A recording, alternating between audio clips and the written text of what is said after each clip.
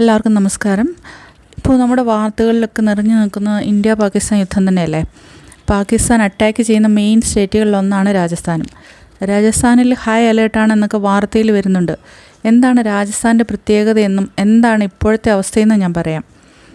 പ്രത്യേകം അറിയിക്കുന്നു, ഇതൊരു ന്യൂസ് ചാനലോ ഒഫീഷ്യൽ ഇൻഫർമേഷൻ ചാനലോ ഒന്നുമല്ല. ഞങ്ങൾ സാധാരണ രാജസ്ഥാൻ ജനതയുടെ ഇപ്പോഴത്തെ അവസ്ഥ പറയുക മാത്രമാണ് ചെയ്യുന്നത്.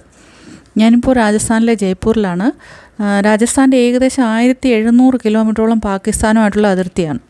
ബാഡ്മീർ, ജയ്സൽമീർ, ബിക്കാനീർ, ഗംഗാനഗർ എന്നീ ഡിസ്ട്രിക്റ്റുകളാണ് അതിർത്തി പ്രദേശങ്ങൾ. ജയ്സൽമീറിലാണ് BSFൻ്റെ മെയിൻ ഏരിയ.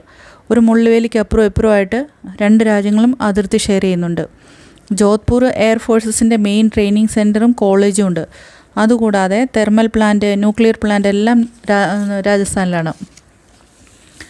ഇപ്പോഴത്തെ അവസ്ഥയെപ്പറ്റി പറഞ്ഞാൽ 7-ാം തീയതി രാത്രിയിലെ ബ്ലാക്ക് ഔട്ട് ട്രെയിനിങ്ങിൽ അത്ര സീരിയസ്നെസ് തോന്നിയില്ലെങ്കിലും ഇന്നലെ രാത്രി മുതൽ അറ്റാക്ക് തുടങ്ങിയതോടെ അതിർത്തി പ്രദേശങ്ങൾ മാത്രമല്ല ഏത് സ്ഥലത്ത് ഏത് സമയത്തും ബ്ലാക്ക് ഔട്ട് ആകാമെന്നൊരവസ്ഥയിലാണ്. ഇപ്പോൾ ഏറ്റവും അധികം പ്രശ്നം ഉണ്ടായിക്കൊണ്ടിരിക്കുന്നത് ജയ്സൽമീർ തന്നെയാണ്. വൈകുന്നേരം 5 മുതൽ മാർക്കറ്റൊക്കെ ക്ലോസ് ചെയ്യണമെന്നാണ് ഗവൺമെൻറ് നിർദ്ദേശിച്ചിരിക്കുന്നത്. ബോർഡർ ഏരിയകളിലും പ്രത്യേകിച്ച് ജയ്സൽമീറിലും പ്രദേശങ്ങളിലും 6 മണി മുതൽ ബ്ലാക്ക് ഔട്ടായിരിക്കും. School, college, coaching centres, libraries എല്ലാം ഇനിയൊരു അറിയിപ്പ് ഉണ്ടാകുന്നത് വരെ അടച്ചിരിക്കുകയാണ്. യാതൊരു വിധത്തിലുള്ള ആൾക്കൂട്ടങ്ങളും പാടില്ലെന്നാണ് നിർദ്ദേശം. വിവാഹം, മതപരമായും അല്ലാതെയുള്ള ആഘോഷങ്ങൾ എല്ലാം നിർത്തിവെക്കണമെന്നും സംസ്കാര ചടങ്ങുകൾക്ക് വലിയ ആൾക്കൂട്ടം പാടില്ല എന്നൊക്കെയും നിർദ്ദേശങ്ങളുണ്ട്. പടക്കം പൊട്ടിക്കുക, വെടിക്കെട്ട് നടത്തുക, DJ ഇങ്ങനെയുള്ള എല്ലാം നിർത്തിവെക്കാനും നിർദ്ദേശിച്ചിട്ടുണ്ട്. ഏത് വിധത്തിലുള്ള ശബ്ദ പ്രകാശ പ്രകടനങ്ങളും ശത്രുവിനെ ആകർഷിക്കാനോ സൂചന കൊടുക്കാനോ ഉള്ള ചാൻസ് ഉണ്ട്.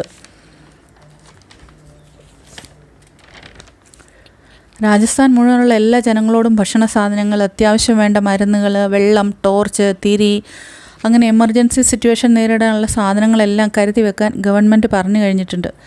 റോഡ്വേസ്, റെയിൽവേസ് ഉൾപ്പെടെയുള്ള എല്ലാ ഗവൺമെൻറ് സ്റ്റാഫിൻ്റെ അവധി ക്യാൻസലാക്കി. മെഡിക്കൽ ഫീൽഡിൽ എല്ലാവരോടും അലേർട്ടായിരിക്കാനാണ് നിർദ്ദേശം.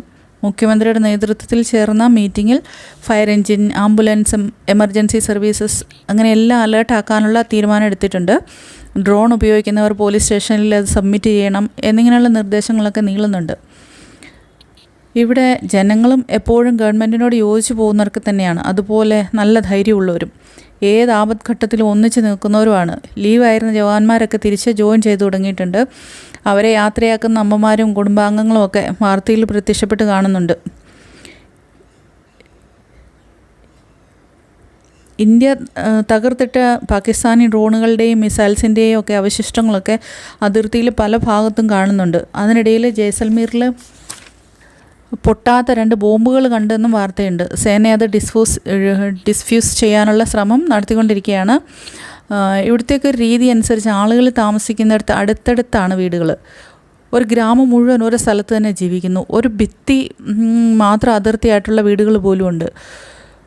ഒരു ഭാഗത്ത് കൃഷിസ്ഥലങ്ങളും ആയിരിക്കും. അവിടെ തീർത്തും വിജനവും. അവിടെ കുറേ ഏക്കറുകളോളം കൃഷിസ്ഥലങ്ങൾ മാത്രമായിരിക്കും.